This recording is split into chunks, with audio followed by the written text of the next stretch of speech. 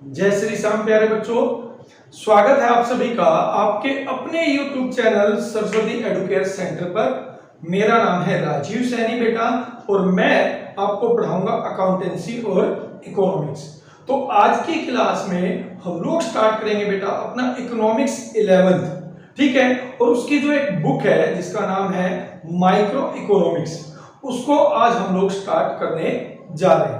तो सबसे पहले जो चैप्टर है बेटा उसका नाम है इंट्रोडक्शंस, उसको हम लोग करेंगे। बट क्लास स्टार्ट करने से पहले अगर आप लोग मेरे इस चैनल पर पहली बार आए हैं, अगर आप मेरे चैनल पर नए हैं तो सबसे पहले इस चैनल को सब्सक्राइब कर लीजिएगा बेटा, और उसके साथ साथ जो बेल आइकन है उसको आप जरूर प्रेस कीजिएगा ताकि आपको आने वाली वीडियोज की नोटिफिकेशंस मिलती रहे। क्योंकि इस चैनल पर आपको अपने अकाउंटेंसी और इकोनॉमिक्स दोनों सब्जेक्ट से रिलेटेड वीडियोज मिलती रहेगी, कंटेंट्स मिलता रहेगा।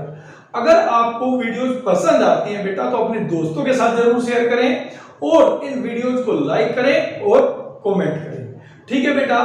तो स्टार्ट करते हैं अपनी आज की क्लास।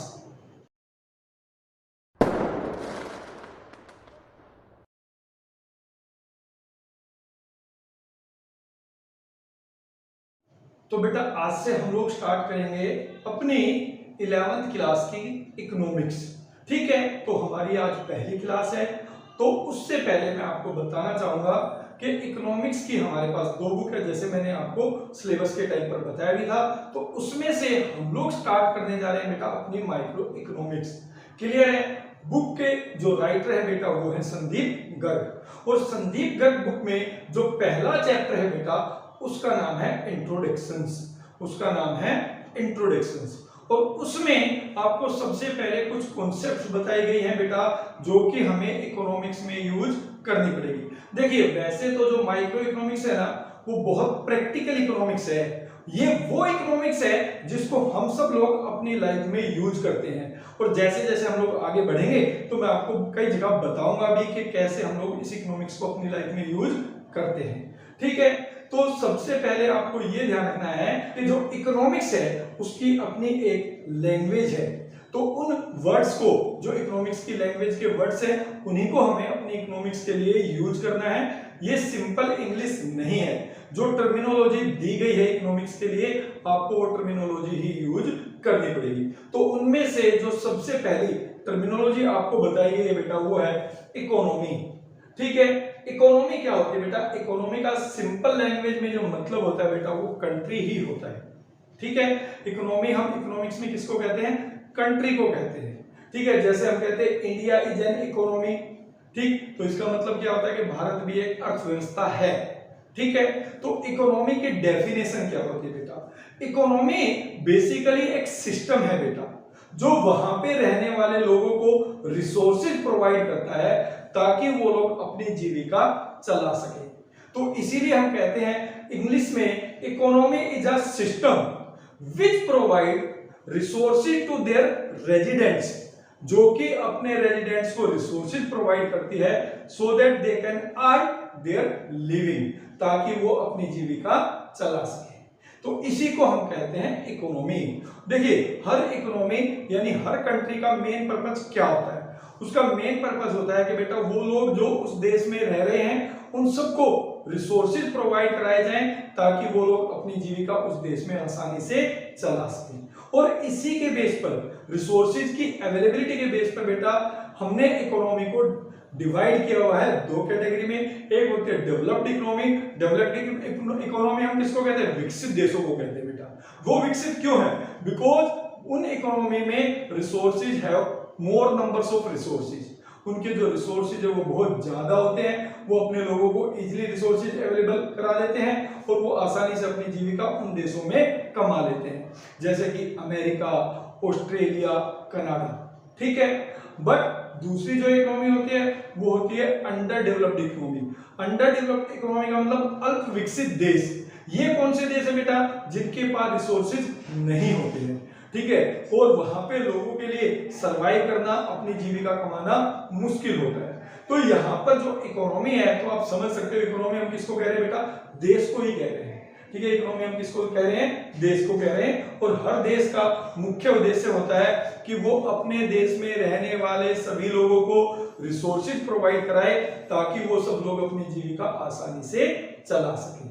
क्लियर है बेटा? आई होप आपको जो ये टर्म है इकोनॉमी आसानी से समझ में आया होगा। अब इसके बाद बात करते हैं बेटा इकोनॉमिक्स कि इकोनॉमिक्स क्या है। देखिए, जो सबसे ट्रेडिशनल डेफिनेशन है, जो सबसे पुरानी डेफिनेशन है, उसके accordingly economics is the study of wealth. Economics क्या है बेटा? स्टडी ऑफ वेल्थ है।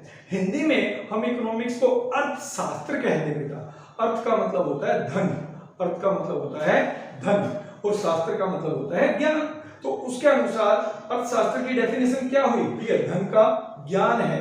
मतलब अर्थशास्त्र आपको ये सिखाता है कि कैसे आप धन कमा सकते हो, how you can generate wealth. उसको हम कहते हैं प्रोडक्शंस, उसको हम कहते हैं प्रोडक्शंस। ठीक है। फिर अर्थशास्त्र आपको ये सिखाता है कि कैसे अपने धन को आपको गुड्स और सर्विसेज पे खर्च करना चाहिए so that we can get maximum satisfaction, उसको हम कहते हैं कंजम्पशंस। और फिर अर्थशास्त्र आपको ये ज्ञान देता है कि कैसे अपने धन से आप और अधिक धन कमा सकते हो, और उसको हम कहते हैं इन्वेस्टमेंट। तो बेटा यही तीन जो एक्टिविटीज हैं, इन्हीं को हम लोग कहते हैं बेटा economic activities of an economy.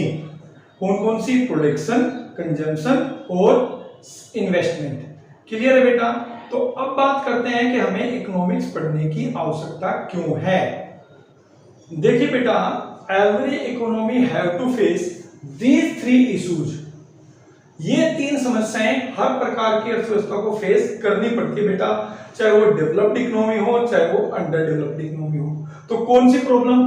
पहला, रिसोर्सेज आर स्केयर। स्केयर का मतलब दुर्लभ, सीमित, सीमित होना, कि हर अर्थव्यवस्था के पास जो उनके साधन होते हैं बेटा वो सीमित होते हैं। साधनों का सीमित होना कोई प्रॉब्लम नहीं है, स्केर्सिटी ऑफ रिसोर्सेज प्रॉब्लम नहीं है, बट रिसोर्सेज की एक और फीचर्स होती है बेटा जिसकी वजह से ये एक प्रॉब्लम बनती है, और वो क्या होती है? Resources have alternative uses. मतलब रिसोर्सेज स्केर्ड है, सीमित है साधन, और उन साधनों के अल्टरनेटिव यूजेज है। अल्टरनेटिव यूजेज का मतलब है कि डिफरेंट डिफरेंट यूजेज है। ठीक है। तीसरी जो प्रॉब्लम है वो है वांट्स आर अनलिमिटेड। तो यहां पर होता क्या है? देखिए, अब हमारे पास जो रिसोर्सेज है हमारे वो लिमिटेड है। जैसे कि मान लीजिए लैंड। अब जो इंडिया के पास लैंड है बेटा वो तो लिमिटेड है। ठीक है। हम पाकिस्तान की जगह पर जाकर तो उत्पादन नहीं कर सकते, हम चाइना की लैंड पर जाकर तो उत्पादन नहीं कर सकते। तो हमारे पास जो लैंड है उसी को हमें यूज करना है। ठीक है। बट यहाँ दूसरी प्रॉब्लम क्या है? Land have different different alternates. इसका मतलब क्या है बेटा? इसी लैंड पे हमें स्कूल ओपन करने पड़ेंगे, इसी लैंड पे हमें हॉस्पिटल्स बनाने पड़ेंगे, इसी लैंड पे हमें एयरपोर्ट बनाने पड़ेंगे, इसी लैंड पे हमें राइस प्रोड्यूस करने पड़ेंगे, इसी लैंड पे हमें फैक्ट्री ओपन करनी पड़ेगी। तो यहां प्रॉब्लम क्या है सर? प्रॉब्लम ये है बेटा क्योंकि लैंड तो लिमिटेड है, और एक बार उस लैंड को अगर हमने हॉस्पिटल बनाने के लिए यूज कर लिया तो हम उस पर राइस प्रोड्यूस नहीं कर सकते, और अगर हमने राइस प्रोड्यूस करने के लिए यूज कर लिया तो हम उस पर हॉस्पिटल नहीं बना सकते। तो यहां पर क्या है? यहां पर हमें एक प्रॉब्लम फेस करनी पड़ती है बेटा जिसको हम कहते हैं प्रॉब्लम ऑफ चॉइस, जिसको हम कहते हैं प्रॉब्लम ऑफ चॉइस। क्यों? क्योंकि हमें आवश्यकता हॉस्पिटल की भी है और हमें आवश्यकता राइस की भी है, बट प्रॉब्लम क्या है? Resources are limited. तो यहां पर इकोनॉमिक्स हमारी हेल्प करती है। इकोनॉमिक्स हमें यह सिखाती है कि कैसे हमें अपने लिमिटेड रिसोर्सेज को which have alternative uses use करना है so that we can get maximum satisfaction, ताकि हम अपनी जो हमारी अनलिमिटेड वांट्स हैं उनको सेटिस्फाई कर सके। तो बेटा इकोनॉमिक्स हमें यही सिखाती है कि कैसे हमें अपने लिमिटेड रिसोर्सेज को यूज करना है अपनी अनलिमिटेड वांट्स को सेटिस्फाई करने के लिए। इसलिए कहा जाता है कि economics is the study of human behaviour which teaches us how we have to use our limited resources so that we can satisfy our unlimited wants. Clear है बेटा? तो ये होता है इकोनॉमिक्स, इसलिए हमें इकोनॉमिक्स पढ़ना है। अब यहाँ पर जो एक वर्ड आया बेटा स्केयर, ठीक है, तो यहाँ पर हमें पढ़ना है, हमें समझना है कि स्केर्सिटी, ठीक है, स्केयर से बना है स्केर्सिटी, इसका क्या मतलब है।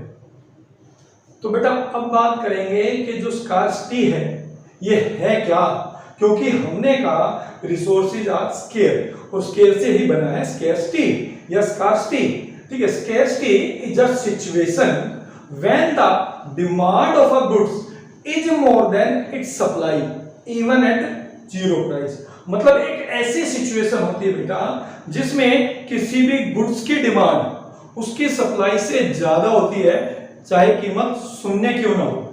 यानी शून्य कीमत पर भी जब किसी वस्तु की मांग हो ज्यादा और उसकी अवेलेबिलिटी हो कम, तो ऐसे सिचुएशंस को हम कहते हैं स्केर्सिटी। स्केर्सिटी का मतलब आप कह सकते हो कमी होना, यानी जब किसी गुड्स की अवेलेबिलिटी है कम और उसकी डिमांड है ज्यादा, तो इसी सिचुएशंस को हम लोग कहते हैं बेटा स्केर्सिटी, ठीक है। हर जगह स्केर्सिटी पाई जाती है, ठीक है। जैसे कि मान लीजिए गवर्नमेंट हॉस्पिटल्स, अब समझिए गवर्नमेंट हॉस्पिटल्स में जो ट्रीटमेंट होता है वो ज्यादातर फ्री है, बट आप सोच के देखिए क्या वहां पर सभी लोगों को ट्रीटमेंट मिल पाता है। तो इसका मतलब क्या है, उस ट्रीटमेंट की डिमांड है ज्यादा बट अवेलेबिलिटी है कम, तो ये भी सिचुएशन किसकी है, स्केर्सिटी की है। ऐसे ही गवर्नमेंट स्कूल्स, जो गवर्नमेंट स्कूल्स है उसमें एजुकेशन फ्री है, बट आप सोच के देखिए क्या सभी स्टूडेंट्स को गवर्नमेंट स्कूल में एडमिशन मिल पाता है, तो this is also called a situation of scarcity, ठीक है। तो स्केर्सिटी में होता क्या है बेटा, जो अवेलेबिलिटी ऑफ गुड्स है वो हमेशा कम होगी और उसकी डिमांड होगी ज्यादा, इसलिए इस सिचुएशंस को कहते हैं स्केर्सिटी, ठीक है। तो this kind of situation when the demand of a goods is more than it's supply is called scarcity, ठीक है बेटा। तो आज की क्लास में केवल इतना ही, अब हम लोग मिलेंगे अपनी नेक्स्ट क्लास में इससे आगे के टॉपिक के साथ। तब तक के लिए बेटा जय श्री श्याम।